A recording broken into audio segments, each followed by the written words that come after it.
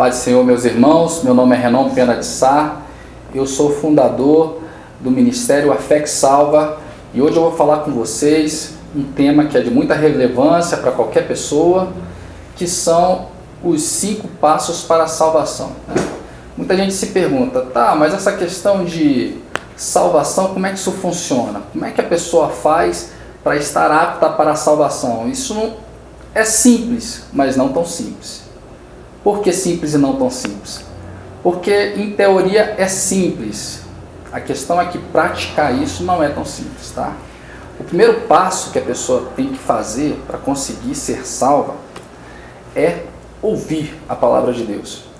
E a gente está num mundo que as pessoas acham que a Bíblia ela não é digna de ser verídica, né? Tem religiões que falam, mas a Bíblia foi escrita por homens, a Bíblia foi traduzida várias vezes, a Bíblia foi modificada ao longo do tempo. Eu, por exemplo, eu já li a Bíblia 8 vezes. Para mim a Bíblia é perfeita. Para mim a Bíblia ela é totalmente coerente, os livros são coerentes uns com os outros. Para mim a Bíblia é um livro que parece que foi escrito por um autor, que creio eu que é o Espírito Santo de Deus. Então para mim, que já li, a Bíblia é sim a palavra de Deus. Então a questão é você tirar esse preconceito e essas barreiras e você dar ouvidos à palavra de Deus. Você resolver escutar ou ler ou ouvir alguém falar dela. Esse é o primeiro passo. Para confirmar esse princípio do ouvir, esse primeiro passo, a gente tem esse texto aqui do apóstolo Paulo que diz: de sorte que a fé vem pelo ouvir e o ouvir pela palavra de Deus. A salvação ela vem por intermédio da fé, certo? O segundo passo para ser salvo é crer no Evangelho. O versículo-chave da Bíblia, considerado por muitas denominações evangélicas ou outros credos cristãos, é esse aqui, Porque Deus amou o mundo de tal maneira que deu seu Filho unigênito para que todo aquele que nele crê não pereça, mas tenha vida eterna. Então você vê que ele deixa claro aqui, que quem tem a vida eterna é quem crê no Filho de Deus. Então, crer no Evangelho, crer em Jesus, é um princípio básico para a salvação, certo? O apóstolo Paulo ele também disse para um centurião uma vez: crê no Senhor Jesus e serás salvo tu e a tua casa.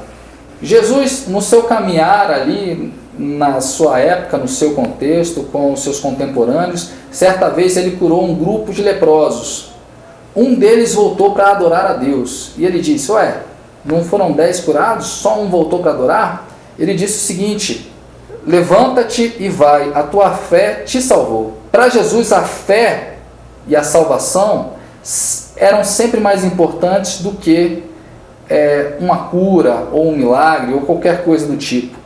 Jesus ele se preocupava muito que as pessoas crescem nele para que elas fossem salvas, porque ele sabia que essa vida é efêmera, passageira, e o importante era ser salvo. Todos devem ter ouvido falar aí, muitos, da questão da mulher do fluxo de sangue. Apesar dela ter recebido a cura quando ela tocou nas vestes de Jesus, Jesus disse o que para ela? Vai-te em paz, a tua fé te salvou. Uma vez Jesus curou um cego, e o cego queria apenas ver. E Jesus disse o que para esse cego? Vê, a tua fé te salvou. A cura de Jesus era sempre associada com essa questão de deixar claro para a pessoa que a salvação dela era por intermédio da fé. E Jesus sabia também que quem tinha contato com ele, quem experimentava um milagre da parte dele, teria fé suficiente para ir até o fim da sua vida, crendo e no fim ser salvo. Ele tinha essa percepção, muitas vezes, por isso que ele dizia: a tua fé te salvou. Ele disse também uma vez para uma mulher que era considerada pecadora, adúltera, que entrou numa festa que ele estava ali ministrando a palavra, falando com algumas pessoas, e ela chorou nos pés dele, enxugou os pés dele, os pés de Jesus com os cabelos dela. E Jesus ele disse para aquela mulher: tem bom ânimo, filha, a tua fé te salvou, vai em paz. Terceiro passo, se arrepender dos pecados. Jesus, em certo momento, ele disse: o tempo está cumprido, o reino de Deus está próximo, arrependei-vos e crede no Evangelho. Então, além de você ouvir e crer, você precisa se arrepender dos seus pecados. E como é que você vai saber o que é pecado e o que não é? Lendo a Escritura, lendo a palavra de Deus. A lei está no Antigo Testamento. ela tem algumas edições no Novo Testamento, alguns ajustes. Mas se você tem o conhecimento bíblico, você vai saber o que é pecado e o que não é pecado do ponto de vista bíblico. Outra forma de você saber o que é pecado ou não é se a sua consciência te acusa quando você comete algo de errado. Se a sua consciência te acusa, você está pecando, porque está escrito que tudo que não é feito por fé é pecado. E você precisa se arrepender de todos os pecados. Pecado, as pessoas falam, beber é pecado? Não, beber não é pecado. O pecado é o vício do alcoolismo. O pecado está no vício e naquilo que o vício pode trazer de consequência. Aí sim, você tem o pecado. São os atos de violência, são as coisas que podem acontecer em decorrência do uso da bebida. Mas enfim, beber em si não é um pecado. Pecado, é claro o pecado quando você vê que uma pessoa está fazendo mal a alguém, ou mal a si mesmo, ou algo contra Deus. Aí fica claro que isso de fato é um pecado. Zaqueu era um publicano, considerado um grande pecador. Quando ele teve uma experiência de encontrar com Jesus, ele disse o seguinte: disse ao Senhor, eis aqui que eu dou aos pobres metade dos meus bens, se em alguma coisa tenho defraudado alguém, o restituo quadruplicado. E Jesus disse o seguinte para ele: hoje veio a salvação a esta casa, pois também este é filho de Abraão. Você vê que uma mudança de comportamento, de atitude, de se arrepender da forma como ele conduzia a vida, e agora tem uma mudança de atitude que fez com que Jesus dissesse que tinha chegado de salvação na casa dele. Tá? O quarto passo, então, é uma vez que você ouviu, creu, se arrependeu, você obedece a palavra de Deus. Se arrepender também é obedecer a palavra de Deus. E para você obedecer a palavra de Deus, você precisa conhecê-la. Como é que você vai obedecer a algo que você não conhece? A respeito de alguém que obedece, que escuta a palavra e a põe em prática, Jesus disse o seguinte: todo aquele, pois, que escuta essas minhas palavras e as pratica, assemelhá-lo-ei a um homem prudente que edificou a sua casa sobre a rocha. E desceu a chuva, e correram rios, e sopraram ventos, e combateram aquela casa, e não caiu, porque estava edificada sobre a rocha. Então, quando a palavra de Deus está entranhada dentro de você, quando você conhece ela, quando você tem temor de Deus, quando o Espírito Santo de Deus faz morada em você e você pratica a palavra de Deus, você fica como uma casa sobre a rocha. E aí você consegue vencer todas as barreiras que vêm para tentar te tirar do caminho, você consegue ficar ali firme.